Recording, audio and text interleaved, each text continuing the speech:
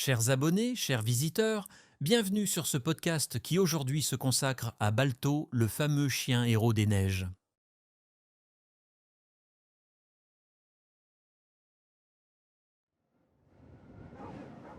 Alaska, janvier 1925. Le vent glacial fouette les grandes plaines enneigées. Le silence blanc est brisé par les cris des chiens de traîneau. Là, au milieu de cette nature brute, un nom s'apprête à entrer dans la légende. Balto. Beaucoup d'entre nous l'ont découvert dans le dessin animé de 1995, un film poignant où un chien rejeté devient le sauveur d'une ville entière. Mais derrière cette belle fable, il y a une histoire bien réelle, une histoire faite de glace, de courage et de chiens bien vivants. Aujourd'hui, on vous raconte la véritable épopée de Balto, le héros malgré lui. L'histoire se passe dans la petite ville isolée de Nome, en Alaska. Le 20 janvier 1925, un petit garçon de 3 ans est diagnostiqué avec la diphtérie, une maladie hautement contagieuse qui touche surtout les enfants. Le problème, le docteur Welch ne possède plus que du sérum périmé. Il tente malgré tout de soigner l'enfant, mais celui-ci meurt dans la nuit. Le lendemain, une fillette tombe malade et malgré le sérum périmé, l'enfant ne sera pas sauvé. Le docteur Welch comprend alors que l'épidémie est en marche. Il ne dispose que de quelques unités du sérum périmé et estime qu'il lui faudrait 1 million d'unités pour sauver la population. Cependant, le sérum se trouve à plus de 1000 km de Nome, à Anchorage. Une course contre la montre s'engage. La ville de Nome est immédiatement placée en quarantaine et un appel télégraphique d'urgence est envoyé au gouverneur et aux villes voisines. Ce message est ainsi télégraphié. Une épidémie de diphtérie semble inévitable ici. Stop. J'ai un besoin urgent d'1 million d'unités d'antitoxines. Stop. Le service postal est la seule forme de transport possible. Stop. Le 24 janvier, la situation empire. 2 morts supplémentaires, 20 cas confirmés, 50 soupçonnés. À Juneau, une réunion de crise se tient. 2 options sont envisagées pour acheminer le sérum. Un avion ou un relais de traîneau à chiens. Un problème majeur vient assombrir la situation déjà critique. L'aviation est trop risquée en plein hiver alaskien. Le choix est donc fait. Ce sera les chiens de traîneau. La grande course au remède commence, les hommes s'organisent. Ils savent que le train peut transporter ce sérum jusqu'à Nenana, mais après, il n'y a plus de voie ferrée. Et les températures sont si extrêmes que même les avions ne peuvent pas décoller. Un blizzard arrive, il faut une autre solution. Alors, des relais de traîneaux à chiens sont mis en place. Une sorte de course de l'extrême. 20 attelages, plus de 100 chiens vont se passer le relais jour et nuit, bravant les tempêtes et les crevasses pour sauver une ville entière.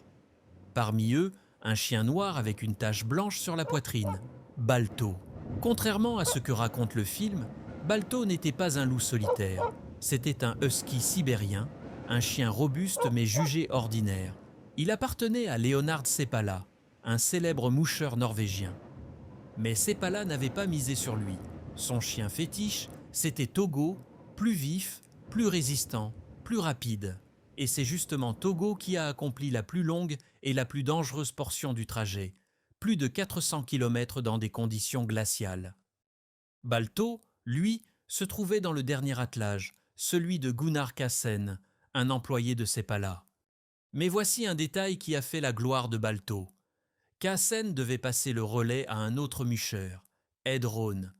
Sauf que Rohn dormait profondément. Kaasen a pris une décision, continuer sans le réveiller. Il voulait peut-être gagner du temps, peut-être aussi entrer dans l'histoire. Quoi qu'il en soit, la finalité de l'histoire est que c'est lui qui est arrivé à Nome, en pleine nuit, épuisé, les cils gelés, avec Balto en tête. Leur image a marqué les esprits, le chien regardant droit devant, solide malgré le froid et la tempête.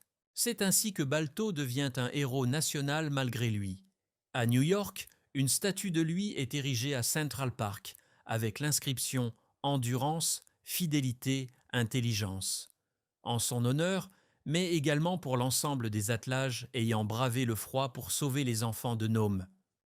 Après leur arrivée à Nome, Balto et Kaasen sont devenus de véritables célébrités.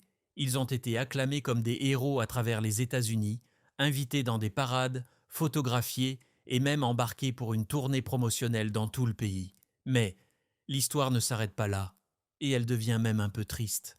Après la tournée, Balto et plusieurs chiens de l'attelage ont été vendus à un cirque ambulant.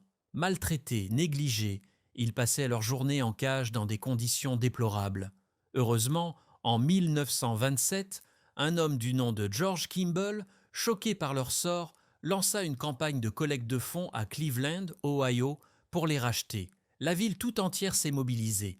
En 2 semaines, il a réuni les fonds nécessaires pour sauver Balto et ses compagnons. Ils furent accueillis comme des héros et passèrent leurs dernières années aux zoos de Cleveland, dans un espace plus confortable, entouré d'admiration. Balto est mort en 1933 à l'âge de 14 ans. Son corps a été naturalisé et exposé au Museum of Natural History de Cleveland, où il se trouve encore aujourd'hui. Quant à Gunnar Kaasen, il est un peu tombé dans l'oubli après la gloire. Sepala, de son côté, resta dans le monde du mushing et se battit toute sa vie pour que le mérite revienne à Togo, qu'il considérait comme le vrai héros. Il est normal de se demander pourquoi Balto est resté dans les mémoires, sûrement rappelle-t-il à notre souvenir l'amitié, la fidélité et le courage de nos amis les chiens, toujours considérés comme le meilleur ami de l'homme. En outre, il était là au bon moment. Un simple chien considéré comme ordinaire avait réalisé quelque chose d'extraordinaire. Merci d'avoir écouté ce podcast sur Zanimo Show et nous espérons vous retrouver très vite dans un nouvel épisode. N'hésitez pas à mettre un pouce bleu, vous abonner si ce n'est pas déjà fait et bien sûr partager avec vos amis si vous aimez notre podcast. À bientôt.